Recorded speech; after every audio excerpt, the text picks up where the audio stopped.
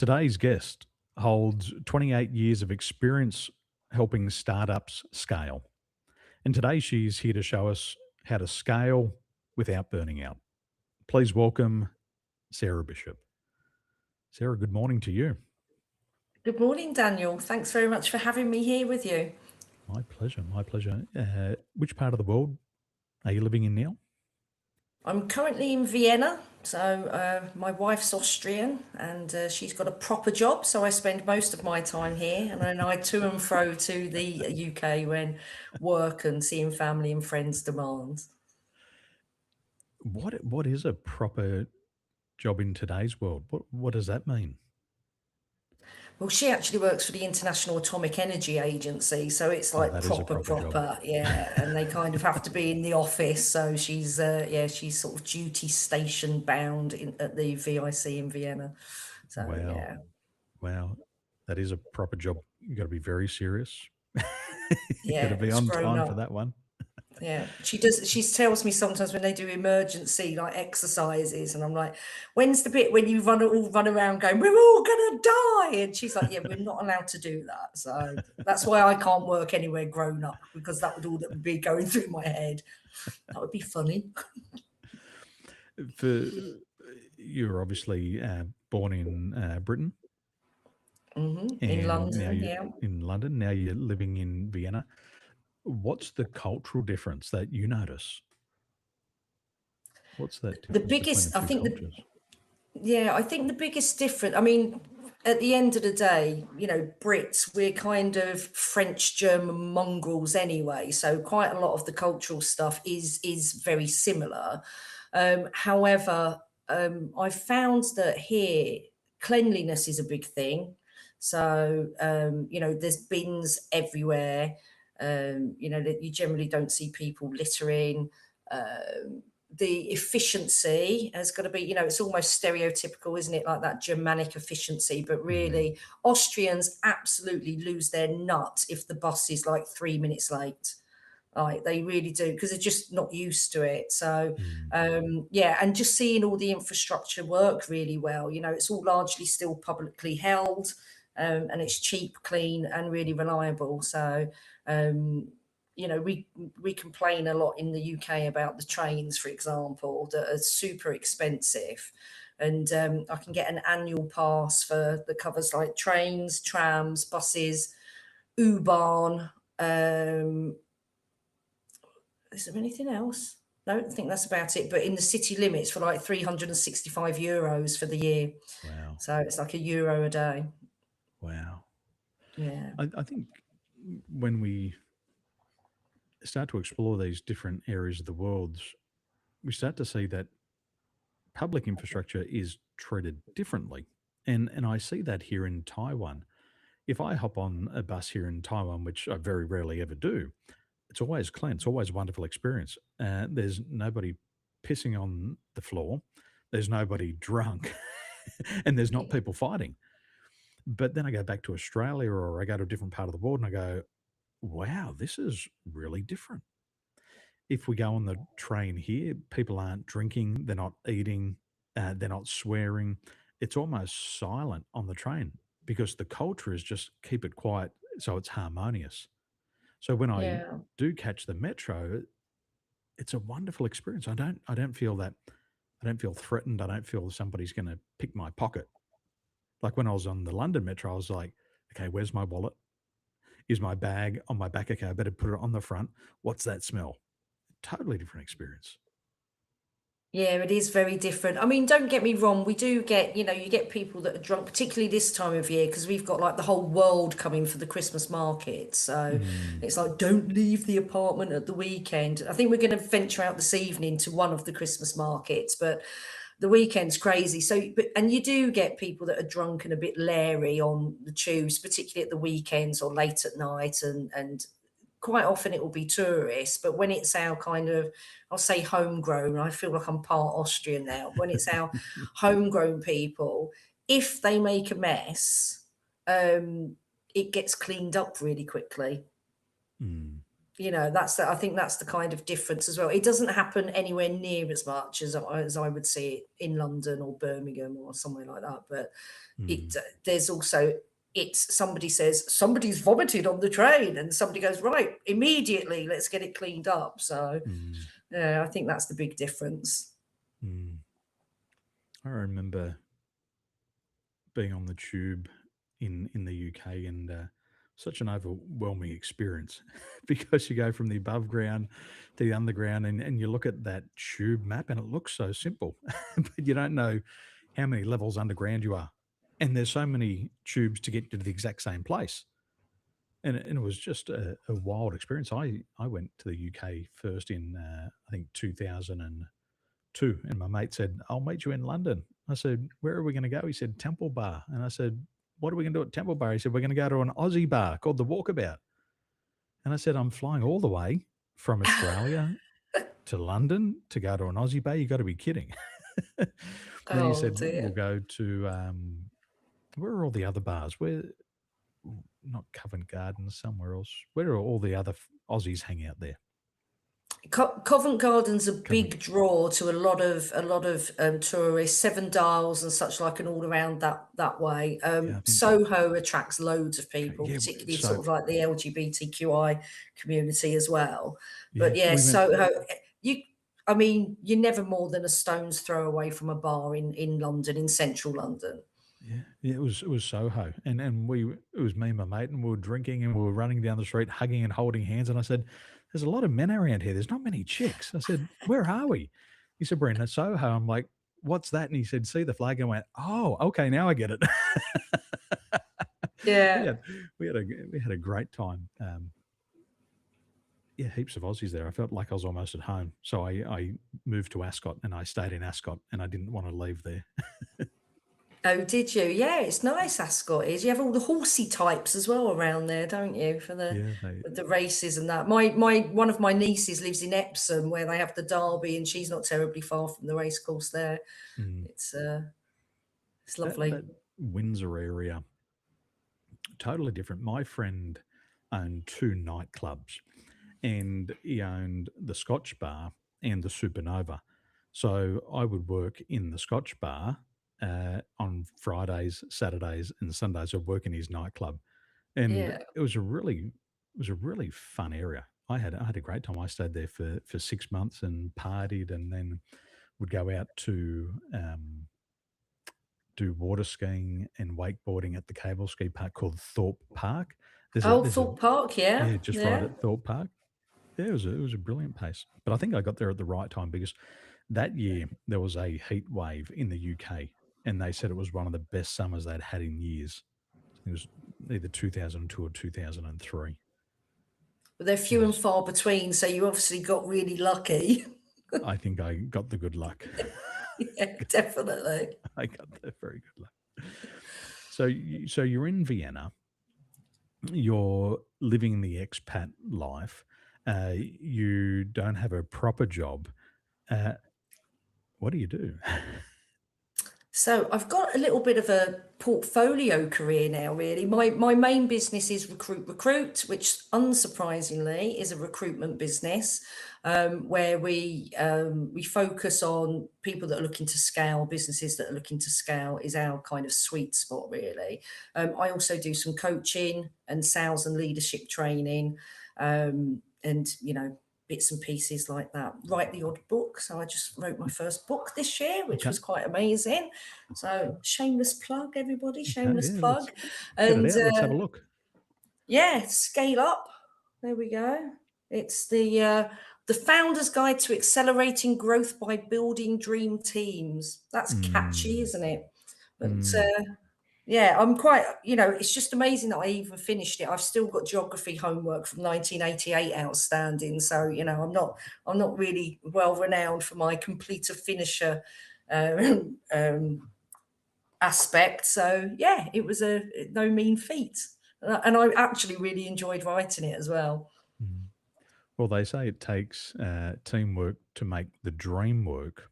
And one of the most important skills that a leader can develop is the ability to build a team.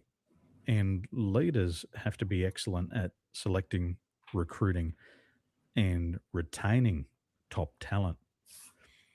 And it's not something that leaders are born with, it's a skill that they have to learn. It's not an inborn attribute, it's an acquired attribute that every leader has to learn. What have been your experiences with teams over the years? I'm sure you've had some good ones and some bad ones.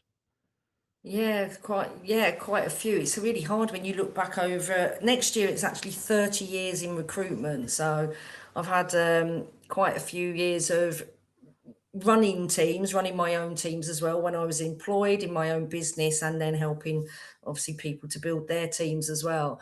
And I think that for me, it's when you get it right, it makes such a massive difference. Yeah, people are always going to be your biggest asset, and they're always going to be your biggest headache as well, because people, we can be weird, can't we? So, Mm, and then when you're throwing loads of different people together into an environment where everybody's got very different skills, behavioral styles, personalities, but hopefully the mission should be that we're all working in the same direction, we're all trying to mm, achieve the same objectives.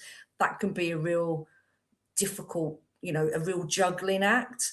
And I think one of the things, just to go back a little bit, one of the things that always fascinated me, I think this is one of the reasons why when I fell into recruitment, because nobody dreams of being a recruiter when they're a kid, do they? I was going to be like, I don't know, an astronaut and David Attenborough or something like that. Um, is that I'm autistic and I've got ADHD, so I'm AUDHD, and I was always baffled by people that, sometimes what they said was very incongruent to how they behaved. mm, So from a fairly young age, I think I kind of studied people in a way that most children don't, most teenagers don't. And then, as I got older, and then several years ago, I started reading about NLP, and then I did my master practitioner in NLP, and it just became a bit more conscious and intentional mm, about the way that I looked at behaviors, language, and such like. And I found that this, for me, was the main key to largely getting it right with teams. So with building them, like you said, you've got to build them first, haven't you? And then you've got to manage, lead, inspire them, and retain them. And mm, for me, I think that's been the key thing is when you get that right, you get you that leads to a cohesive team. When it isn't, that's when cracks start to show. And the things that I could list how people get it wrong, everything from when you've got an issue with a person, quite often I find that founders are either too nice to deal with it in a way that is appropriate. So sometimes that becomes they're too subtle, so people don't really understand what the issue is, or they just ignore it and hope it will go away because they're under pressure themselves. They don't want to lose somebody potentially, and then mm, that has massive ripple effects. So and there's all sorts of things from taking on the wrong people in the first place to how you communicate, and then how you bring those, that group of mismatched people into a cohesive whole, really. I'm not mm. sure if that was a bit generic. I'm not sure if that really answered your question, but I suppose there's so many things that I've seen that can go right and can go wrong, that it's difficult to pick out all the bits Mm, in one go. mm. There's so many elements with selecting, recruiting, and retaining top talent, and that communication is a core component because, from the NLP perspective, and you would have learned this in your master practitioner training, is that some people speak directly to others and some people speak inferentially to others. And most people are inferential speakers. It's like they leave a trail of breadcrumbs around the office and hope somebody picks them up and understands what's going on. And people are confused because it's inference. It's like, wouldn't it be great to call the customer back? And the team member's like, are you asking me a question? Where the direct boss just says, pick up the fucking phone and call the customer. Oh, you're so direct with me. Oh, and you got to be so aware because from that NLP perspective, I've got to understand my preferred communication style, but I've also got to look at the other person. And that in and of itself can be a me you conflict. And teams can fall apart because of a communication pattern. There's nothing wrong Absolutely. with the content. It's just the way that it was communicated. Absolutely, I Versus, couldn't agree more. One of the tools that we use with our clients will be psychometric testing to find those behavioural styles. And one of the things, I mean, we use disc profiling quite a lot, but we also use Insights, which is another program that I'm not a practitioner. I deal with various different practitioners who are trained in the insights. But the thing that I love about the insights is you get like the colored blocks, like your yellow, red, blue, green blocks. And then people can have that on their desk so that, if you're coming over to speak to somebody, you can look at their blocks and go, oh, look, we've got somebody who leads in red. Let's not give them all the detail because they're going to want to throat punch you inside of 3 minutes. Yeah. Whereas I lead in, I'm a yellow red, inspirational motivator apparently, but I could bang on all day and also tend to do high level overview. I tend to be very direct. I know I can't speak to everybody like that because some people will be gibbering in a corner, and it's not acceptable for me to just go, oh, don't be such a wuss, all right. Deal with it or whatever. It just doesn't work, does it? It's not effective communication. So I really love, like with the insight stuff with the bricks, so that you've got, I'm very visual. So the minute I see somebody's leading in blue or green, I'm like, a little bit of me dies inside because I'm like, I'm going to have to be really gentle and give you all the detail, right? Which makes me want to blow my brains out, quite mm, frankly. However, if that's the way, because we speak different languages, don't we? And we're not always conscious of that. And it's a mm, massive part, like you say, of making sure that you can build, lead, and retain the teams mm, that are going to ultimately deliver your dream, deliver your. This is the thing, most founders I've found are trying to juggle so many things themselves, even when they have team. I mean, how often have we heard people go, oh my God, do I have to do everything myself? Or how many times do I have to show you? mm, We hear it all the time. And it's like, well, that stems from a communication problem. mm. It makes it sound very easy, doesn't it? But There's all those little things that you can leverage. It's like the disc style. If you can understand your disc style, you understand your preferred communication patterns, you are aware of your behaviors and how other people perceive you. And if you can understand yourself, you can understand others. And it's like bracing. When that C style leader comes out and you've only bought half a page of paper, you better go back and get another notebook and a couple of pens, get ready to take notes for the next hour. And that adaptation, people don't understand how much energy it takes to adapt to all of these people. If you work in a team of people who are the same as you, it's very easy to get along. It doesn't mean you're effective. You get along because you know each other's style. But if you're a high D and you're being led by a high C manager, the amount of energy just to focus on those details, it zaps you physically. It zaps you mentally. Even at the soul level, it's like somebody's stealing your soul because you got to pay attention, and that attention requires so much energy. One of my clients said to me recently, he said, Daniel, he said, what's the most important skill in business? I said, it's your ability to think. He said, good.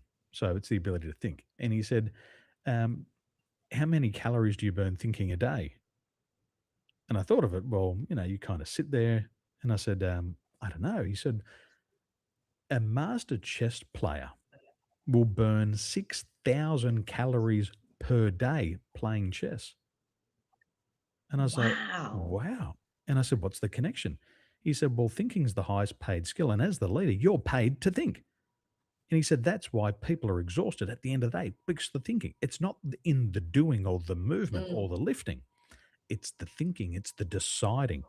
It's going out there a year from now into the future, 10 years to see, is this actually possible? And coming back to now with a strategy. But imagine that 6,000 calories. I can't do I that in a thought you week. could, I thought you Go could to the only gym. do that if it was that giant chest that you see at hotels, when you're in the gardens. Big chest pieces. Yeah, massive. But And that's incredible, isn't it? That kind of calorific consumption it's a good way to lose just weight. through thinking. But I suppose we've all had days, haven't we, where we're just like, oh my God, I'm absolutely mentally exhausted, even if physically our bodies aren't, where you just like, and when you think about it, it's always the days, isn't it, when you've been wrestling with some kind of complex issue or having to think things Mm. through rather than running around dealing with stuff that will be kind of light touch or just reactive stuff. And I think Mm. this is the thing with people as well, like you've said, recognizing your own style is super important, and then being able to recognize what other people's is. If you haven't got little bricks on your desk, there's telltale signs, aren't there? The way Mm. people speak, the way they act, kind of that pace, tone, and all of that kind of stuff, and the sorts of words they use. So there's all these clues. But I've found, and I'm sure that this is something that will resonate with most people, is that the time when we need to be most intentional in our communication is the time we have the least amount of time and effort and energy to do it, because it's largely when we're under pressure, isn't it? It's time pressure, or whatever it may be. So what we then tend to do is rush through a communication.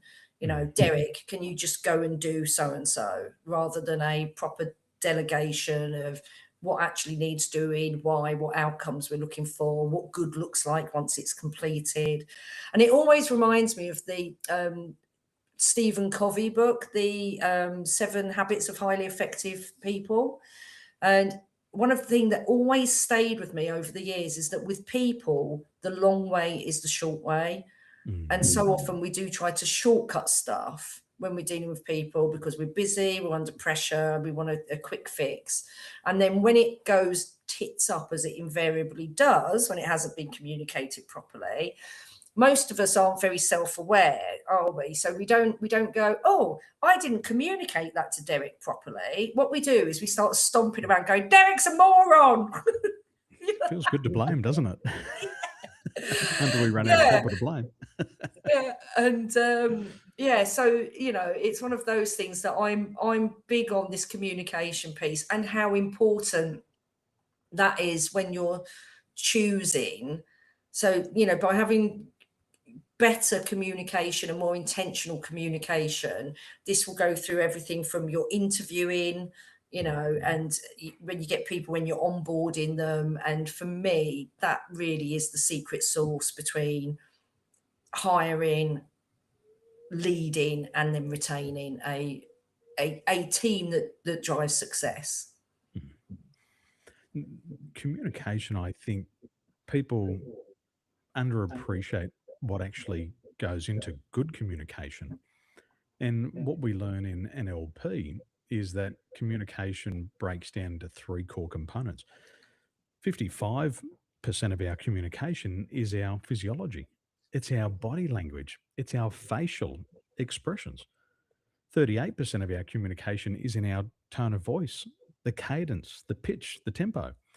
And only 7% of our communication are the words that we use.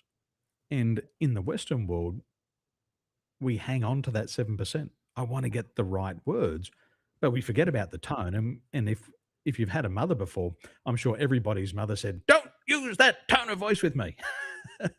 And then the physiology. Sometimes you look at people, especially the C style leader who shows no emotion at all and says, this has been the record quarter with no emotion on the face. And you're trying to perceive all of this information. They've said the right things, but the tone and the physiology doesn't support it. So it leaves other people feeling confused. And if you're NLP trained, that's a great advantage. But if you're not, confusion, communication is confusing. Yeah, absolutely. I think we've all, it is that we literally speak potentially different languages, even though we Mm, think, oh, we're speaking the same, we're speaking English, but we do literally speak different languages. I mean, I'm sure everybody can resonate with an example of usually this is usually a spousal thing, I find, perhaps siblings or family, familial, perhaps even very close friends. But if you've ever had like a real humdinger of a row, and then after all the snot and tears are cleared up and you start talking to each other again properly, you mm, actually realise that you were both arguing like the same side of the coin almost. And it's just mhm, somehow in the, whether it be the tone or the words used, it somehow got lost in translation. And that, mhm, that for me was a massive eye opener mm, when I did my NLP, um, because I thought I already knew a lot about behaviour and language and whatever, and I was like, oh my god, this just makes so much sense. mm, mhm. Well, NLP is neuro linguistic programming. And essentially, it says the words that we use program our nervous system, but it also programs the nervous system of other people. And if we've had a really good boss who's a really good communicator, they seem to say things once and you remember forever. But a boss who's a poor communicator, they could repeat it forever and you still don't get it once. And you're trying to figure out what do they actually mean? And half the time is it's just the model of the world. They might be a more visual communicator. Like you were saying, you're visual before and you like to see the blocks. Well, if you're talking to a visual communicator, you'll get the picture. Yeah, But if a visual person's speaking to somebody who's kinesthetic and they're saying, can you please walk me through this? Can you give it to me step by step? There's going to be a huge communication barrier on the exact topic because one will try to present it visually, let me show you. And the other's like, I need you to step me through it. yeah. And there'll be conflicts there and they don't resolve automatically. They're things that have to be learned. Those skills have to be acquired. It's Yeah, foundational. absolutely. Absolutely. And I think I see people kind of try to muddle through, and they try different techniques that they've heard of, but without understanding why and how it works behind it. Mm. So and then you get, oh, that doesn't work, or that's a load of rubbish. And it's like, not really. I'm gonna, I'm gonna, Perhaps be a I'm little gonna, bit in the I'm gonna execution. nope you. It's like the people who go learn NLP for a week and they go, I'm gonna nope Gonna you. nope you. Yeah, yeah. In recruiting a team, one of the things that gets in the way of the leader is a bias and specifically hiring biases. And I have read articles that have shared statistics that some leaders, their biases for affinity bias, they will make a hiring decision within the first 60 seconds of meeting somebody. And that's about 15% of leaders. Uh, 80 to 85% of leaders will make a hiring decision in the first 5 minutes just because of a Wow. bias. It could be like, you like Manchester United? Oh, you're from the UK. You're living here in Vienna. Oh my gosh, we're the same. And bang, the decision's made on just a feeling. And there's nothing else to support it other than that feeling right there in the moment, which was all bias. Yeah. In your 30 years since of falling into recruitment, how do these biases play out? What do you see? That's a really good question. And I think a couple of things. The first thing is that affinity. So, oh, somebody who's like me, we're going to Mm, get on well, we speak the same language, we can do this, that, and the other, which can be good. However, particularly if you're a founder in quite early stages and you've either got a small team or this is your first hire, The danger is then that you've just got this kind of monoculture almost. You're just hiring a carbon copy of yourself. Person's just like me. So, yeah, they're just Got all like my me, and bad that's great. habits. So you're both good at the same things, right? Which doesn't really get the baby wash, does it? Because then all the stuff that you're not that great at still gets left, and it needs to. So you need that kind of diversity. And I've forgotten the statistics now, although I do always joke that 83.2% of statistics are made up on the spot. There's quite a significant statistic which shows that businesses that have a greater diversity, which will be cultural, ethnic, and diversity of thinking as well. So the way that people think, the more diverse the organization, the more successful it is, the more profitable and the more productivity that you have there. So, for example, GCHQ, the spooks in the UK, so our sort of spy stuff, they will take a lot of people with neurodiversity. So people that have, got autism and ADHD and dyspraxia and all these sorts of things, because they'll just look at things differently. Oh, we've created a completely unbreakable code, and you give it to one of us neurospicy weirdos, and we go, oh, there it is, because we have this magic ability to see patterns and stuff. It's like, oh, there's your unbreakable code back, broken in like 7 hours or whatever.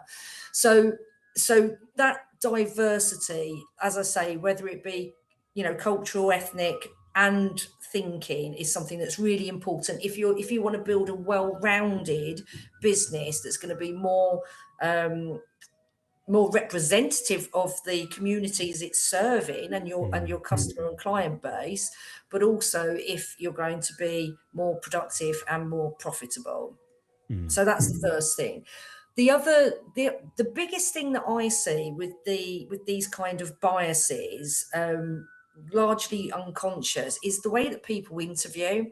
So for many years, I've interviewed very differently. It started because I started way back in 1996 in recruitment as a temporary desk controller. So I was a commercial temp desk controller. So it'd be like, secretaries, data input, customer service people. And because we were interviewing for people to do whatever contract came in that they were capable of, we interviewed the person and not for a specific job. So it was very much, tell me about you, what kind of stuff do you enjoy? And I took that through when I started my own business in 2009. I do primarily just permanent recruitment now and headhunting, but I took that kind of modus operandi into it, whereas most of my peers will recruit for the job spec that they've got. So 90% of our interviews are all based around the person. We interview for the person, not for the job, and we only talk about the actual specific job that they've applied for towards the tail end of it, because then neither of us are introducing biases. Because you'll hear recruiters a lot behind the scenes going, well, they never told me that during interview, or and I'm always like, but did you ask the question? That would be my comeback to that.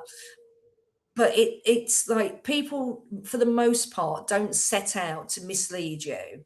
They've seen a role, they think they really want this job, so they're going to interview to the job. Okay. If we found out what their motivations and their behavioral styles and what they really, really are looking for. So I start most of my interviews, apart from a bit of a, preamble, just to put people make people feel comfortable. One of my first questions would be, right, forget everything you've seen about this job that we're going to talk about.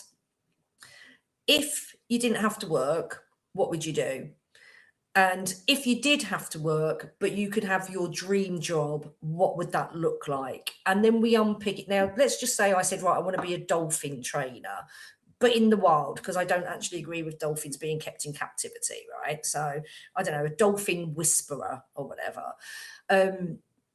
It would then be about unpicking my motivations for wanting to do that, because then you can see what transfers into this, not the job role itself, but the culture of the organization, the team that's already in place.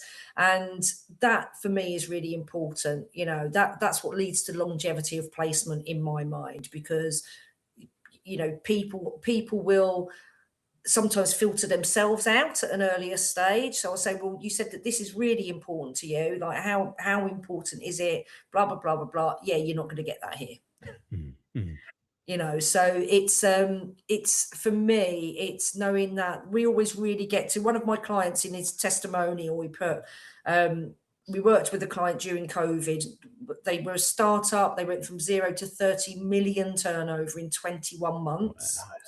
It was incredible. I loved it. It was chaos. I absolutely loved it. We placed over 220 people with them.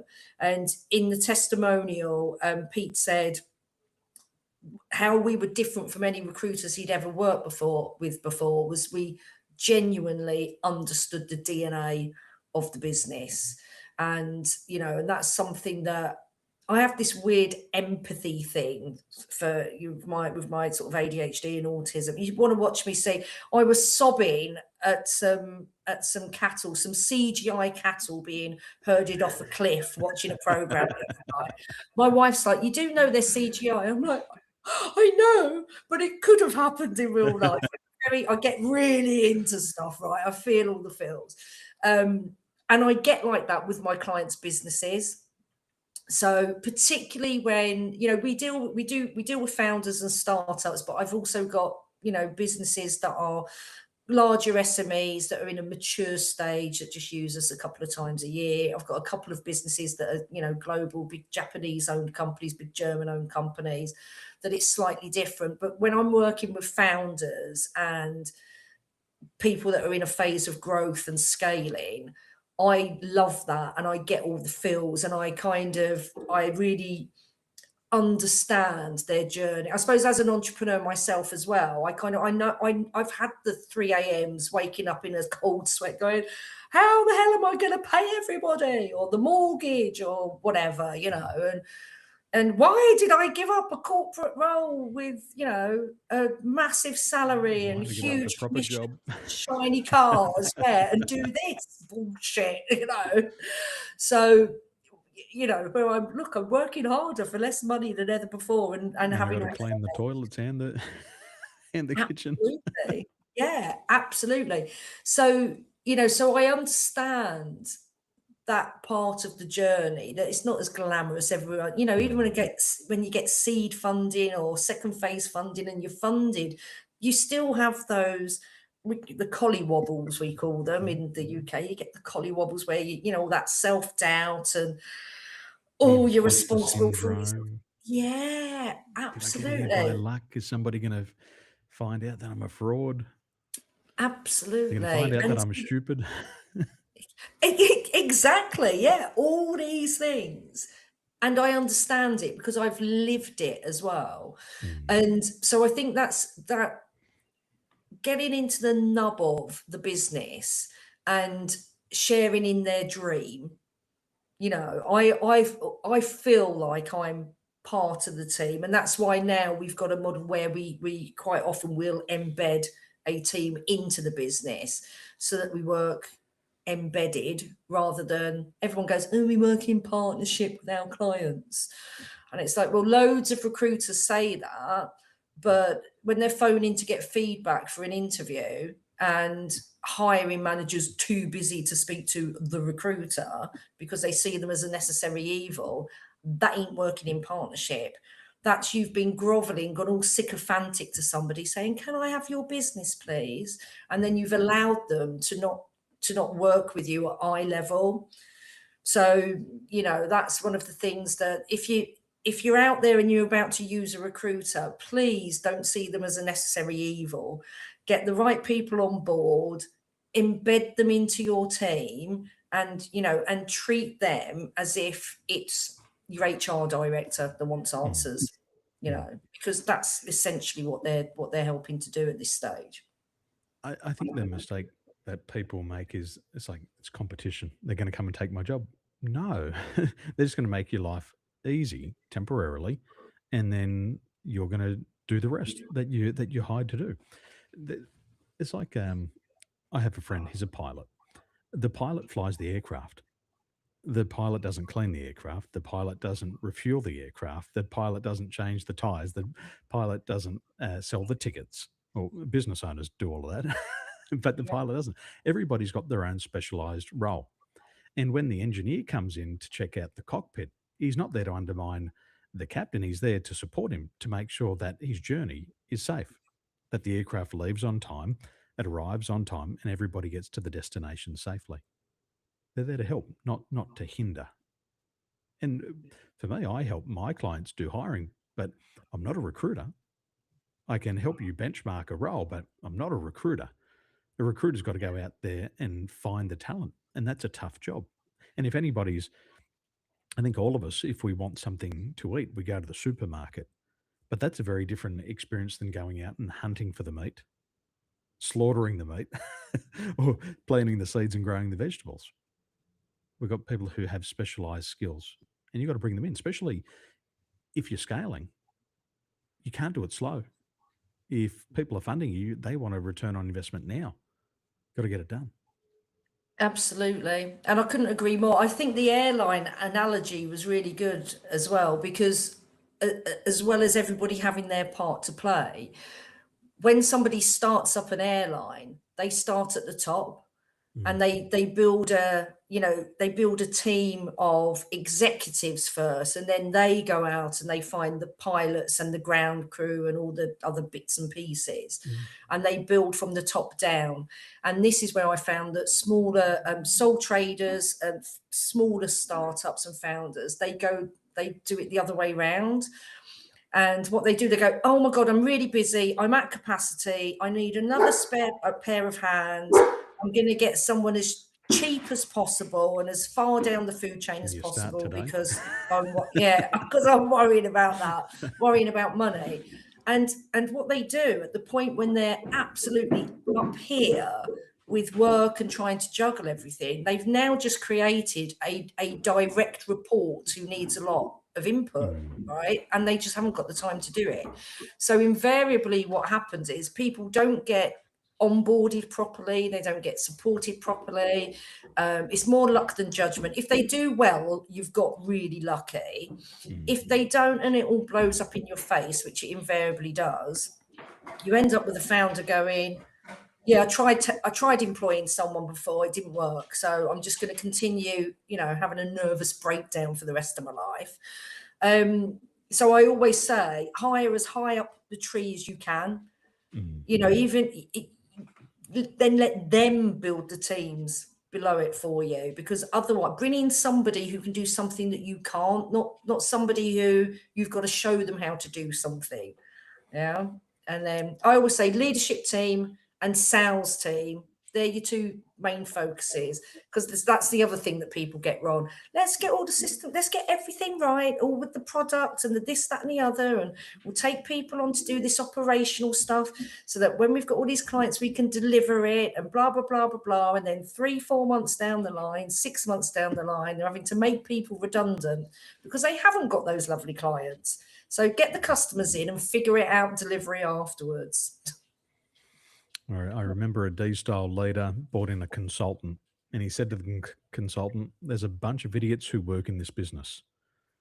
And the consultant said, who hired them? Sarah, thank you so much for joining me today. It's a pleasure to have a conversation with you. And where can we find out more about your book? Oh, so my book is on Amazon. So if you just put in Scale Up by Sarah Bishop, you can get that on Amazon. And I'm on LinkedIn, or our website is recruit.co.uk. Sarah, thank you so much for being here. I appreciate your time. Oh, thanks for having me, Daniel. I've loved it. Thank you. Beautiful.